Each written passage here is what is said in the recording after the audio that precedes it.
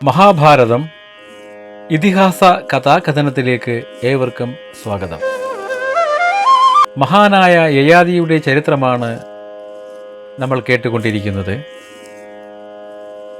ജരാനര ബാധിച്ച യയാതിയുടെ ശാപം ഇളയ മകൻ പോരു ഏറ്റുവാങ്ങിയതിൻ്റെ പ്രത്യുപകാരമായിട്ട് 1000 വർഷങ്ങൾ കഴിഞ്ഞ് യയാതി അവൻ്റെ യൗവനം തിരിച്ചു കൊടുക്കുകയും മകനിൽ നിന്ന് ജരാനര സ്വീകരിച്ച് വനവാസത്തിനായി കാട്ടിലേക്ക് പോവുകയും കാട്ടിൽ 1000 വർഷം വരെ ജീവിച്ചതിന് ശേഷം അദ്ദേഹം കഠിനമായ തപസ് ചെയ്ത് മൃത്യു കൈവരിച്ച് സ്വർഗത്ത് എത്തുകയും ചെയ്തു. അങ്ങനെ സ്വർഗത്തിലിരിക്കുന്ന സമയത്ത് ദേവേന്ദ്രൻ ചില ചോദ്യങ്ങൾ ചോദിച്ചതിൽ മറ്റുള്ളവരുടെ കഴിവിനെ നിസ്സാരവൽക്കരിച്ച് കണ്ടതിനാൽ യയാതിക്ക് സ്വർഗത്തുനിന്ന് സ്ഥാനം നഷ്ടമായി. സ്വർഗത്തിൽ നിന്ന് താഴേക്ക് പോകുമ്പോൾ താൻ സജ്ജനങ്ങളുടെ ഇടയിൽ വീഴണം എന്നൊരാഗ്രഹം മാത്രമേ അപ്പോൾ യയാതി പറഞ്ഞുള്ളൂ. അങ്ങനെയാകട്ടെ എന്ന് ഇന്ദ്രൻ അനുഗ്രഹിച്ചു. അതിൻ്റെ ഫലമായിട്ടാണ് താപസന്മാരായ രാജശ്രേഷ്ഠന്മാരായ അഷ്ടകൻ, പ്രദർധനൻ, ശിബി, വസുമാൻ തുടങ്ങിയ ശ്രേഷ്ഠന്മാരുടെ അടുത്തേക്ക് അദ്ദേഹം എത്തപ്പെട്ടത്. അവിടെ വെച്ച് യയാതി ശ്രേഷ്ഠനാണെന്ന് അവർക്ക് ബോധ്യപ്പെടുകയും തങ്ങൾക്കുള്ള സംശയങ്ങൾ പല ചോദ്യരൂപേണ അവർ ചോദിച്ചുകൊണ്ടിരുന്നു. അങ്ങനെ അഷ്ടകൻ്റെ ചോദ്യങ്ങളാണ് നമ്മൾ കഴിഞ്ഞ അധ്യായത്തിൽ മനസ്സിലാക്കിയത്.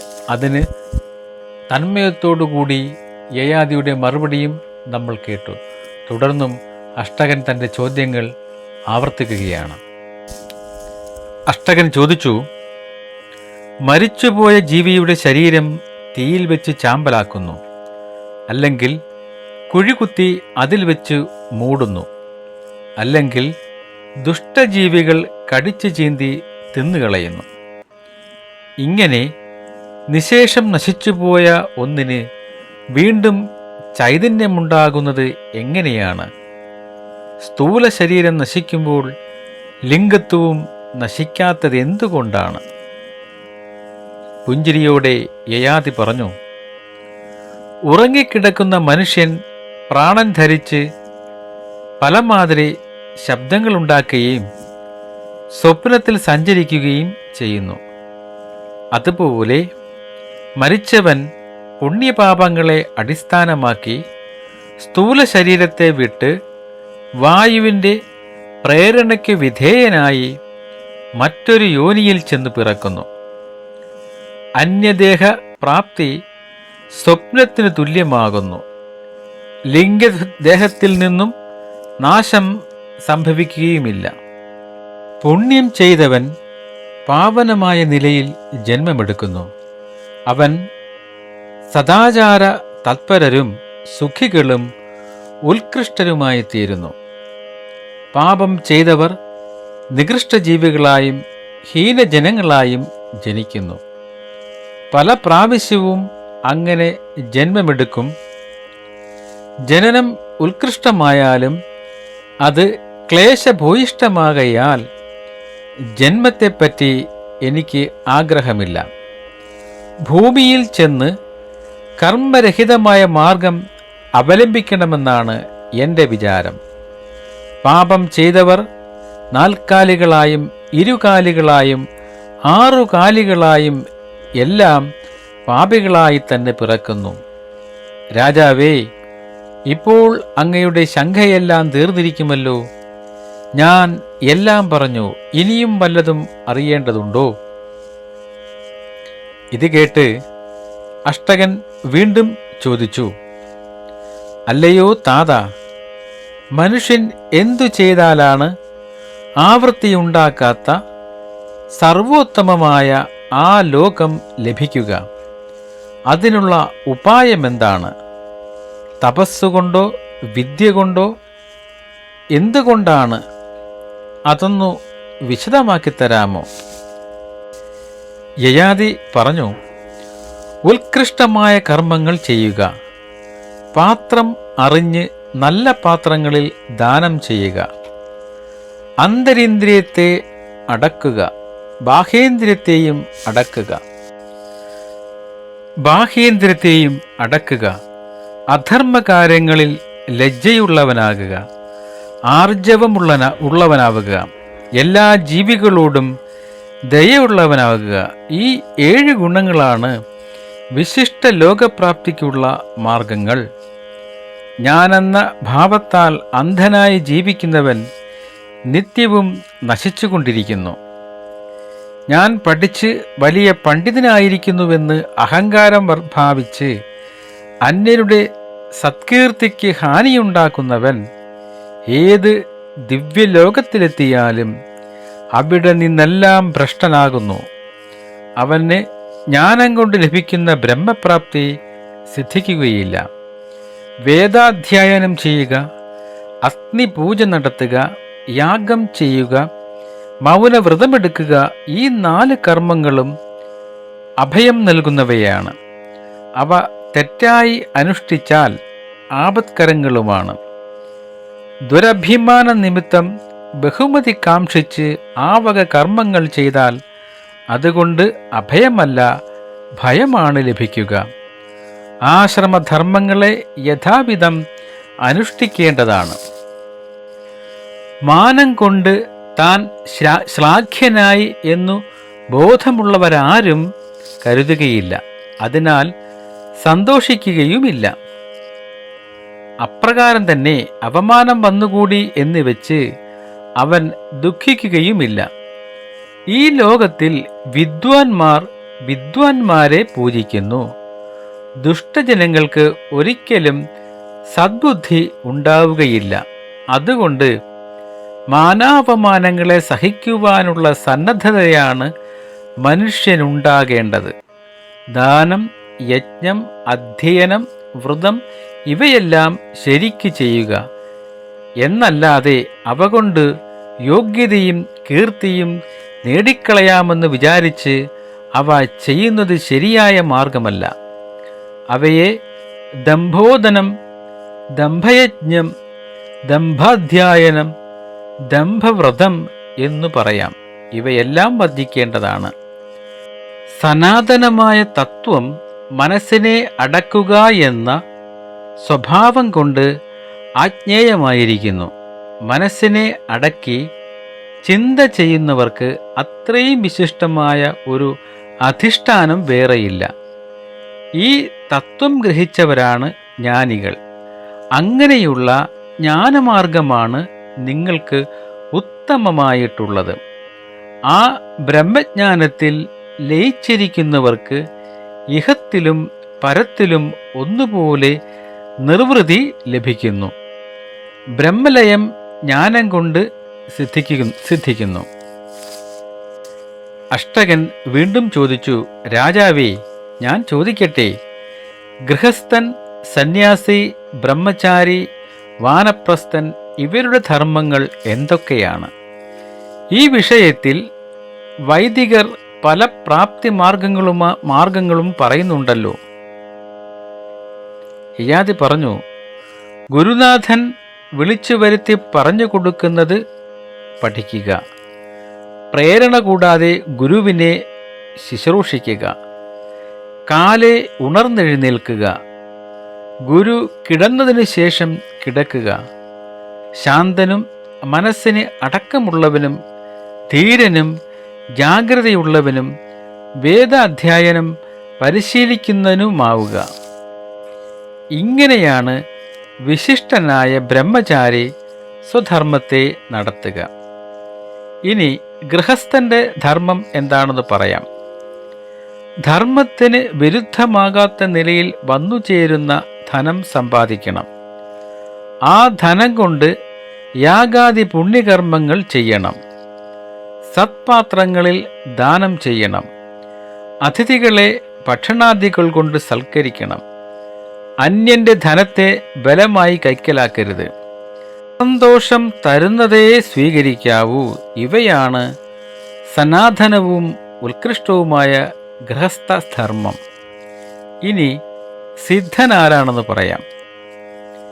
താൻ തന്നെ നേടിയ വിഭവം കൊണ്ട് ജീവിക്കുക, പാപകർമ്മം ചെയ്യാതെ അന്യർക്കു വേണ്ടുന്നത് യഥാശക്തി ദാനം ചെയ്യുക, അന്യരെ ദുഃഖിപ്പിക്കാതിരിക്കുകയും ആഹാരത്തിലും കർമ്മത്തിലും നിയമം വയ്ക്കുകയും ചെയ്യുന്ന ആരണ്യവാസിയായ മുനിയാണ് സിദ്ധൻ. ഇനി ഭിക്ഷുവിൻ്റെ ധർമ്മം എന്താണെന്ന് പറയാം. തൊഴിലൊന്നും ചെയ്യാൻ ശ്രമിക്കാതെ ജീവിക്കുക, തൻ്റേതായി ഭവനമൊന്നും ഇല്ലാതിരിക്കുക, അങ്ങനെ നിസ്പൃഹനായി ഇന്ദ്രിയങ്ങളെ ജയിക്കുക, ലൗകികമായ സകല ബന്ധങ്ങളും വിട്ടൊഴിയുക, വല്ല അമ്പലങ്ങളിലോ വഴിയമ്പലങ്ങളിലോ താമസിക്കുക, പരിഗ്രഹം ഇല്ലാതിരിക്കുക, കൂട്ടുകൂടാതെ ഒറ്റയ്ക്ക് സഞ്ചരിക്കുക, ആവശ്യമനുസരിച്ച് ചില ദേശങ്ങളിൽ മാത്രം സഞ്ചരിക്കുക. ഇവയൊക്കെയാണ് ഭിക്ഷുവിൻ്റെ ധർമ്മം. ലോകങ്ങളെല്ലാം ജയിച്ച് കാമസുഖങ്ങൾ തേടുന്ന വേളയിൽ തന്നെ മനസ്സിനെ നിയന്ത്രിച്ച് ആരണ്യവാസിയാകുവാൻ പ്രയത്നിക്കുകയാണ് ശരിയായ പണ്ഡിതൻ്റെ ധർമ്മം. മരണം വരെ പണ്ഡിതധർമ്മങ്ങളിൽ കിടന്നുഴലാതെ ആശ്രമധർമ്മമനുസരിച്ചുള്ള ജീവിതമാകുന്നു ഏറ്റവും ശ്രേഷ്ഠമായിട്ടുള്ളത്. വനത്തിൽ വാഴുന്ന യോഗി തൻ്റെ വംശത്തിൽപ്പെട്ട 10 മുൻതലമുറക്കാരെയും 10 പിൻഗാമികളെയും തന്നെയും ഇങ്ങനെ 21 പേരെ സുകൃതത്താൽ ഉയർത്തി തൻ്റെ ശരീരത്തെ ഉപേക്ഷിക്കുന്നു. അഷ്ടകൻ പറഞ്ഞു, അല്ലയോ മഹാശയ, ഇനിയും അങ്ങയിൽ നിന്ന് ഗ്രഹിക്കേണ്ട തത്വങ്ങളുണ്ട്. മുനിയും മൗനിയും എത്ര വിധമുണ്ടെന്ന് അങ്ങ് പറയണം. എല്ലാം വിസ്തരിച്ച് കേൾക്കുവാൻ ഞങ്ങൾ ആഗ്രഹിക്കുന്നു. യയാതി പറഞ്ഞു, രാജാവേ, വനത്തിൽ വസിക്കുന്നവന് ഗ്രാമവും ഗ്രാമത്തിൽ വസിക്കുന്നവന് വനവും പിന്നിലാക്കുവാൻ സാധിക്കുന്നവനാണ് മുനി. അഷ്ടകൻ പറഞ്ഞു, വനത്തിൽ വാഴുന്നവൻ ഗ്രാമം എങ്ങനെ പിന്നിലാക്കും? അതുപോലെ ഗ്രാമത്തിലിരിക്കുന്നവൻ വനം എങ്ങനെ പിന്നിലാക്കും? ഇത് എന്നിൽ ആശ്ചര്യം ജനിപ്പിക്കുന്നു. യയാതി പറഞ്ഞു, ഹേ രാജാവേ, ലൗകികങ്ങളായ എല്ലാറ്റിനെയും ഉപേക്ഷിച്ച് തീവ്രമായ വൈരാഗ്യത്തോടെ യോഗം അഭ്യസിക്കുന്നവന് എല്ലാം സുലഭമാണ് എന്നാണ് ഞാൻ പറഞ്ഞതിൻ്റെ സാരം. അഗ്നി, ഗൃഹം, ഗോത്രം, വിദ്യാവംശം എന്നിവയൊന്നുമില്ലാതെ നഗ്നത മറയ്ക്കുവാൻ മാത്രം മരവുരി ധരിച്ച് പ്രാണൻ സംരക്ഷിക്കുന്നതിനു മാത്രം ആഹാരം കഴിച്ച് ഗ്രാമത്തിൽ വാഴുന്ന വിവേകിയായ യോഗിക്ക് അസുലഭമായി എന്തുണ്ട്?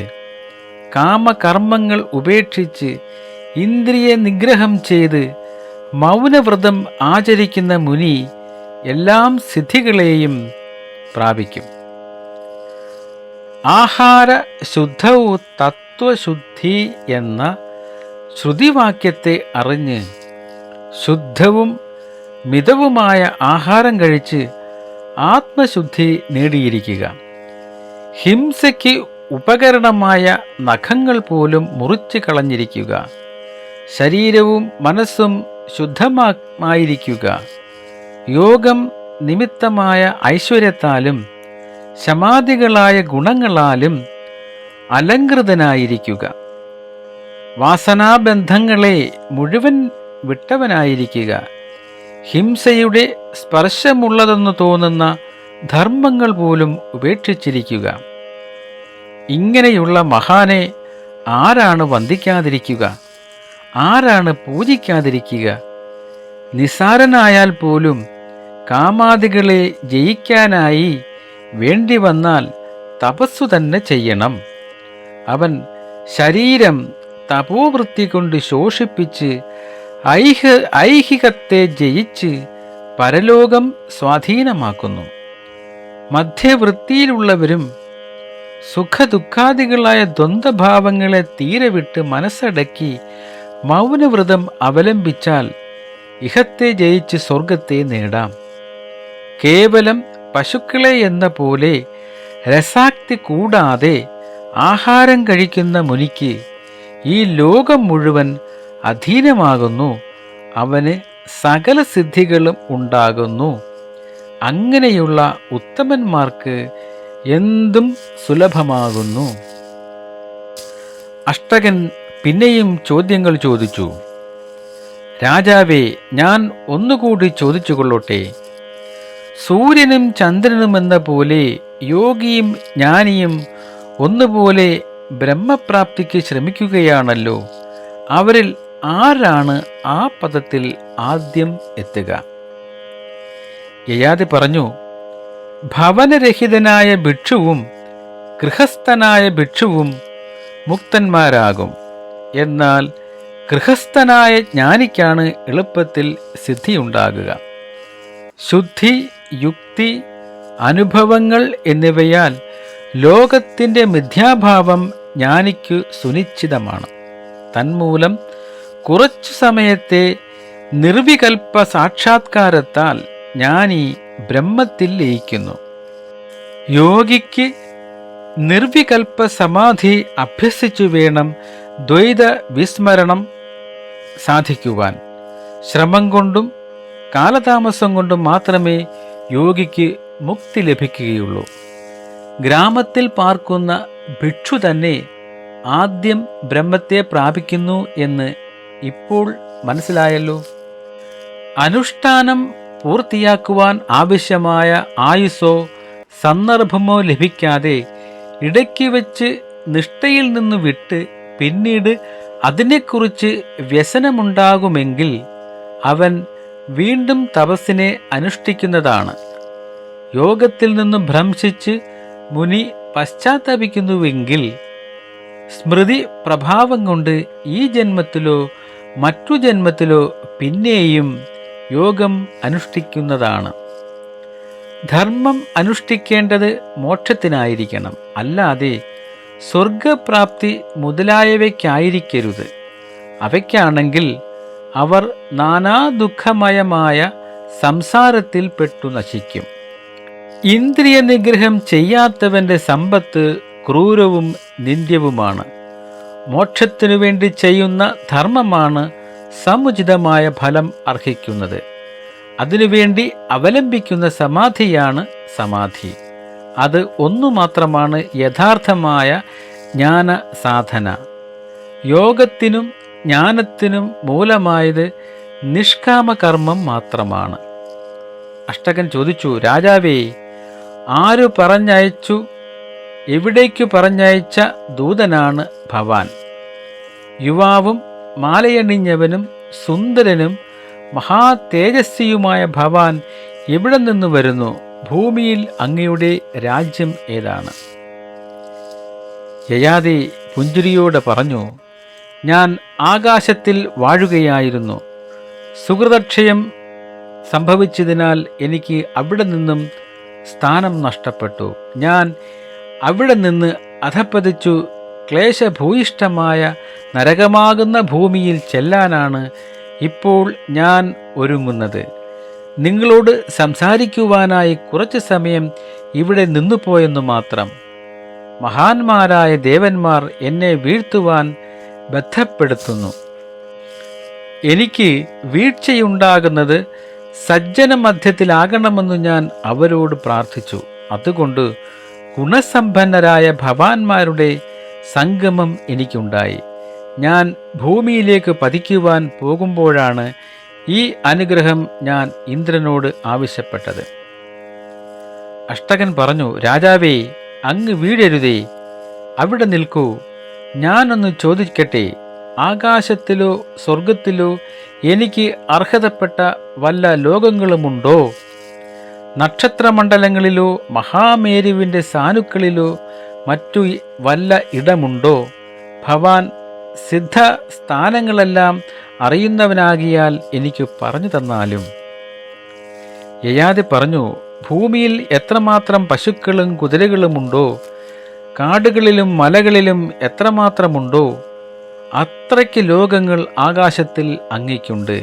ഹേ നരസിംഹ, ഭവാൻ ധരിക്കുക. അഷ്ടകൻ പറഞ്ഞു, ആകാശത്തിലോ സ്വർഗത്തിലോ എനിക്ക് അവകാശപ്പെട്ട സകല ലോകങ്ങളെയും ഞാൻ ഭവാനായി തരുന്നു. ഭവാൻ ഒരിക്കലും അധപ്പതിക്കുവാൻ പാടില്ല. അവിടെ എവിടെയെങ്കിലും ഭവാൻ മടികൂടാതെ അധിവസിക്കുക.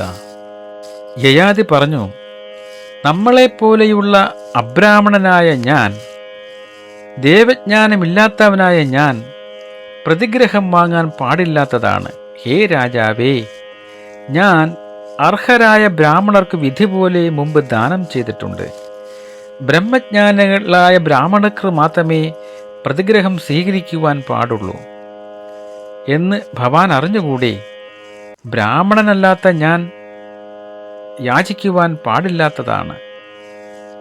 ദിഗ്വിജയം ചെയ്തു വാഴുന്ന വീരന്റെ പത്നി പ്രതിഗ്രഹം സ്വീകരിച്ചു വാഴുന്ന ബ്രാഹ്മണന്റെ ഭാര്യയുടെ നിലയിലും വാഴുവാൻ പാടില്ല. പൂർവാചാര വിരുദ്ധമായി ഒന്നും ഞാൻ ചെയ്യുന്നതല്ല. വിശേഷിച്ചും ജ്ഞാന പദം കാക്ഷിക്കുന്ന സജ്ജനങ്ങളുടെ കാര്യം പറയേണ്ടതില്ലല്ലോ. അപ്പോൾ പ്രദദ്ധനൻ പറഞ്ഞു, സുന്ദരനായ മഹാശയ, ഞാൻ പ്രദദ്ധനനാണ്. ആകാശത്തോ സ്വർഗത്തിലോ എനിക്ക് അർഹതയുള്ള സ്ഥാനം വല്ലതുമുണ്ടോ? പറയൂ. ഉണ്ടെങ്കിൽ അത് പറയുവാൻ ഭവാൻ ശക്തനാണെന്ന് ഞാൻ വിചാരിക്കുന്നു. യയാതി പറഞ്ഞു, ഭവാന് വളരെ ലോകങ്ങളുണ്ട്. ഓരോ ലോകത്തിലും 7 ദിവസം വീതം താമസിച്ചാലും അവ തീരുകയില്ല. സുഖപ്രദവും പ്രകാശമാനവും ദുഃഖരഹിതവുമായ ആ ലോകങ്ങൾ ഭവാനെ കാത്തുകൊണ്ട് നിൽക്കുന്നു. അപ്പോൾ പ്രദദ്ധനൻ പറഞ്ഞു, എനിക്കുള്ള എല്ലാ ലോകങ്ങളും ഞാൻ അങ്ങയ്ക്കു ദാനം ചെയ്യുന്നു. അങ്ങ് അധപ്പതിക്കരുത്. ഭവാൻ മടിക്കാതെ എനിക്കുള്ള ആ പുണ്യലോകങ്ങൾ സ്വീകരിച്ചാലും. യയാതി പറഞ്ഞു, ഹേ രാജാവേ, തേജസ്വിയായ ഒരു പുരുഷൻ എനിക്കൊത്തവൻ്റെ കയ്യിൽ നിന്നും സുഖകരമായ സുഹൃതം കാമിക്കുകയില്ല. വിധിവശാൽ വന്നു ചേർന്ന വിപത്തിൻ്റെ പരിഹാരത്തിന് പണ്ഡിതന്മാർ ആരും നിന്ദ്യകർമ്മം ചെയ്തുകൂടാ. ധർമ്മം തെറ്റാതെ നോക്കുന്നവനും കീർത്തിമാനും ധർമാനുസാരണമായ മാർഗം ആരായുന്നവനുമായ രാജാവ് അതിനനുസരിച്ചു പ്രവർത്തിക്കണം. അറിവും ധർമ്മബോധവുമുള്ളവനും എന്നെപ്പോലെയുള്ള ഒരാൾ ഭവാൻ എന്നോട് പറഞ്ഞ മാതിരി ചെയ്യുന്നതല്ല. മുമ്പേ മറ്റൊരു രാജാവും ചെയ്യാത്ത ഒരു പ്രവൃത്തി അതിനെപ്പറ്റി നല്ല അറിവുള്ളവനായ ഞാൻ ഒരിക്കലും ചെയ്യുകയില്ല. അപ്പോൾ ഇത് കേട്ടുകൊണ്ടു നിന്ന വസുമാൻ പറഞ്ഞു, മഹാത്മാവേ, ഞാൻ ഓഷധശ്വതൻ്റെ മകനായ വസുമനസ്സാണ്. ആകാശത്തോ സ്വർഗത്തിലോ എനിക്കായി വല്ല ലോകവുമുണ്ടോ? അങ്ങ് അത് അറിയുവാൻ ശക്തനാകിയാൽ ഞാൻ ചോദിക്കുകയാണ്. യയാതി പറഞ്ഞു, ആദിത്യൻ തൻ്റെ രശ്മി കൊണ്ട് ശോഭിപ്പിക്കുന്ന ആകാശം, ഭൂമി, ദിക്കുകൾ എന്നിവയെല്ലാം എത്രമാത്രമുണ്ടോ അത്രയ്ക്ക് ലോകങ്ങൾ വീണ്ടിൽ അങ്ങയെ പ്രതീക്ഷിക്കുന്നുണ്ട്. വസുമനസ് പറഞ്ഞു, രാജാവേ, എനിക്കുള്ള സകല ലോകങ്ങളും ഞാൻ അങ്ങയ്ക്കായി തരുന്നു. അങ്ങ് കീഴോട്ട് വീഴരുതേ. എൻ്റെ ലോകാനുഭവങ്ങൾ സകലതും അങ്ങയ്ക്കു തന്നെ ഇരിക്കട്ടെ. പ്രതിഗ്രഹം സ്വീകരിക്കുന്നത് നിന്ദ്യമായി ഭവാൻ വിചാരിക്കുന്നുണ്ടെങ്കിൽ നിസ്സാരമായ എന്തെങ്കിലും വല്ല പുൽക്കൊടിയോ മറ്റോ തന്ന് അവയെ വില കൊടുക്കുന്ന ന്യായത്തിൽ തന്നെ എടുത്തുകൊള്ളുക. യയാതി പറഞ്ഞു, കപടധർമ്മത്തെപ്പറ്റി ഞാൻ വല്ലാതെ ഭയപ്പെടുന്നു. വെറുതെ വാങ്ങുകയും പിന്നെ അത് വിലയ്ക്കാണെന്ന് ഭാവിക്കുകയും ചെയ്യുന്ന കള്ളക്കച്ചവടത്തെ ഞാൻ കൂടുതൽ ഭയപ്പെടുന്നു. അത് എനിക്ക് ചിന്തിക്കുവാനും പോലും വയ്യ. മുമ്പ് ഒരു രാജാവും ചെയ്യാത്ത കർമ്മം ഞാൻ ചെയ്യുന്നതല്ല. ആ വിഷയത്തെക്കുറിച്ച് നല്ല അറിവുള്ളവനായ ഞാൻ അത് ചെയ്യുകയില്ല. അതുകേട്ട് വസുമാൻ പറഞ്ഞു, നരേന്ദ്ര, കള്ളക്കച്ചവടം അങ്ങയ്ക്കിഷ്ടമല്ലെങ്കിൽ വേണ്ട. ഞാൻ ഭവാന് എൻ്റെ സകല പുണ്യലോകങ്ങളും തരുന്നു.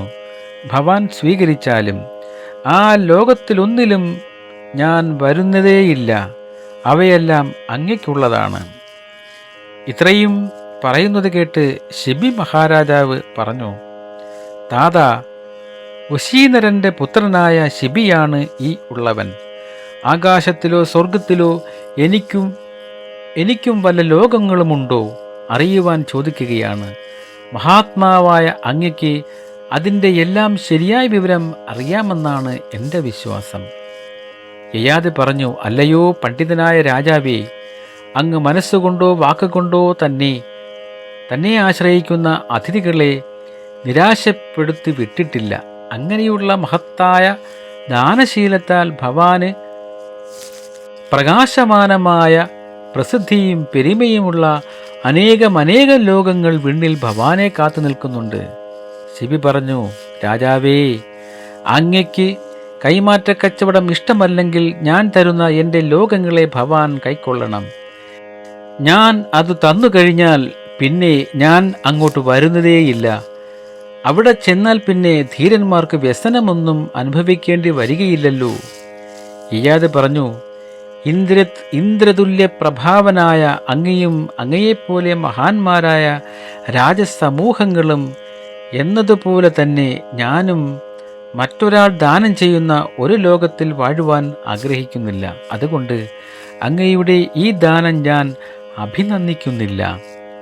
അഷ്ടകൻ പറഞ്ഞു, രാജാവേ, ഞങ്ങൾ ഓരോരുത്തരും സസന്തോഷം നൽകുന്ന ലോകങ്ങളെ ഭവാൻ ഇഷ്ടപ്പെടുന്നില്ലെങ്കിൽ ഞങ്ങളെല്ലാവരും അങ്ങയുടെ പുണ്യലോകങ്ങളെ ഭവാന് നൽകി ഞങ്ങളെല്ലാവരും നരകം അനുഭവിച്ചു കൊള്ളാം.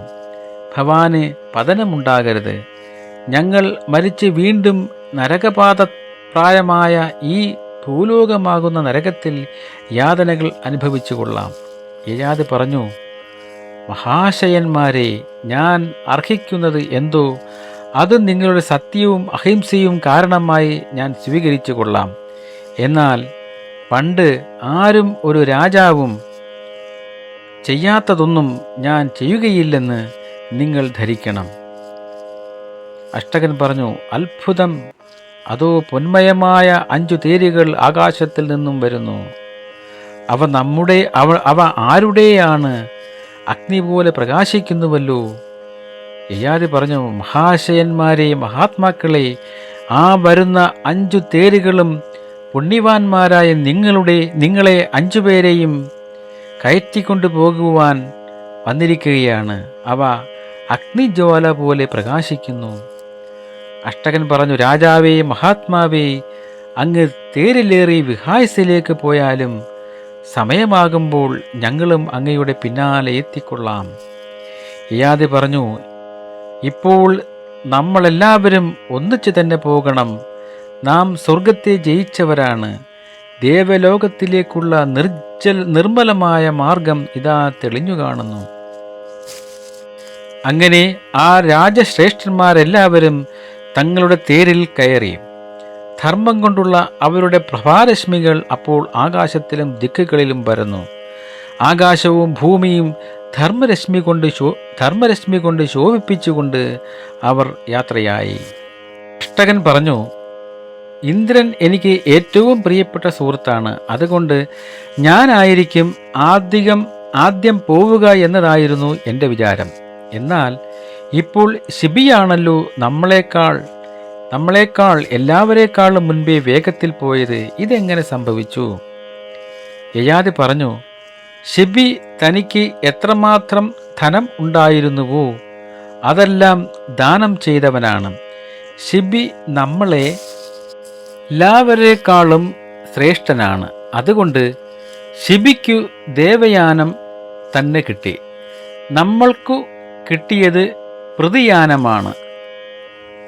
ദാനം, തപശക്തി, സത്യം, ധർമ്മം, സിദ്ധ കർമ്മങ്ങളുടെ ലജ്ജ, ഐശ്വര്യം, ക്ഷമ, സഹനശക്തി, ഇപ്രകാരമുള്ള പല ഗുണങ്ങളും അദ്ദേഹത്തിലുണ്ട്. ക്രൂരതയുടെ കണിക പോലും അദ്ദേഹത്തിൻ്റെ ഹൃദയത്തിൽ കാണുകയില്ല. അധർമ്മത്തിൽ കഠിനമായ ലജ്ജയുണ്ട്. അതുകൊണ്ടെല്ലാം അത്യുത്കൃഷ്ടമായ ശിബി നമ്മളെക്കാൾ വേഗത്തിൽ കടന്നുപോയി. അഷ്ടകൻ പറഞ്ഞു, രാജാവേ, ഞാനൊരു കാര്യം അങ്ങയോട് ചോദിക്കുന്നു. ഉള്ളത് ഭവാൻ എന്നോട് പറയണം. അങ്ങ് എവിടെ നിന്ന് വരുന്നു? അങ്ങ് ആരാണ്? അങ്ങ് ആരുടെ പുത്രനാണ്? അങ്ങയെ കണ്ടിട്ട് ഒരു കാര്യം എനിക്ക് തോന്നുന്നുണ്ട്. ഭവാൻ ചെയ്തിട്ടുള്ള ഉത്കൃഷ്ടമായ കർമ്മം ഭവാനല്ലാതെ മറ്റൊരു ക്ഷത്രിയനോ ബ്രാഹ്മണനോ ചെയ്യുവാൻ സാധിക്കുകയില്ല. യയാതി പറഞ്ഞു, നഹുഷ രാജാവിൻ്റെ പുത്രനും ഊരുവിൻ്റെ അച്ഛനുമായ യയാതിയാണ് ഞാൻ. ഈ മന്നിൻ്റെയെല്ലാം ഭൗമനായിരുന്നു. എൻ്റെ സ്വന്തം ആൾക്കാരായ നിങ്ങളോട് രഹസ്യമായ ഒരു കാര്യം പറയാം. ഞാൻ നിങ്ങളുടെ മാതാമഹനാണ്. ഇപ്പോൾ കാര്യം തെളിഞ്ഞില്ലേ? ഞാൻ ഈ ലോകമെല്ലാം ജയിച്ചു, എല്ലാം കീഴടക്കി ബ്രാഹ്മണർക്ക് ദാനം ചെയ്തു, വാനപ്രസ്ഥം സ്വീകരിച്ചു, 100 യാഗം ചെയ്തു. 100 യാഗക്കുതിരകളെ ദേവന്മാർക്ക് നൽകുന്ന സമയം അവർ സുഹൃതം കൈക്കൊള്ളുന്നവരാകുന്നു. അങ്ങനെയുള്ളവരെ ദേവന്മാർ ഭജിക്കും. ഞാൻ പശുക്കൾ, സ്വർണം, ധനം, വാഹനം എന്നിവയോടുകൂടി ഭൂമി മുഴുവൻ ബ്രാഹ്മണർക്ക് ദാനം ചെയ്തു. അവിടെ അന്ന് അനേകായിരം പശുക്കൾ ഉണ്ടായിരുന്നു. ഞാൻ നിങ്ങളോട് പറഞ്ഞതെല്ലാം സത്യമാണ്. സജ്ജനങ്ങളിൽ എപ്പോഴും സത്യത്തെ പൂജിക്കുന്നു. ദേവന്മാരെയും മഹർഷിമാരെയും ലോകത്തെയും സത്യത്താൽ പൂജിക്കാമെന്നാണ് എൻ്റെ അഭിപ്രായം. നമ്മുടെ ഈ സ്വർഗവിജയ ചരിത്രം സംഭവിച്ച വിധം സജ്ജനമധ്യത്തിൽ പ്രസ്താവിക്കുന്ന ഏതു പുരുഷനും നന്മകളോടുകൂടി വാഴുവാൻ അർഹനാണ്. ഇങ്ങനെ മഹാത്മാവും മഹാബലിഷ്ഠനുമായ യയാതി മഹാരാജാവ് തൻ്റെ പുത്രിയുടെ പുത്രന്മാരാൽ ഇപ്രകാരം നരകത്തിൽ നിന്നും കരകയറ്റപ്പെട്ടു. അങ്ങനെ സ്വർഗത്തിൽ നിന്നും ഭ്രഷ്ടനാക്കപ്പെട്ട യയാതി മഹാരാജാവ് തിരിച്ച് സ്വർഗത്തിലേക്ക് തന്നെ പോയി.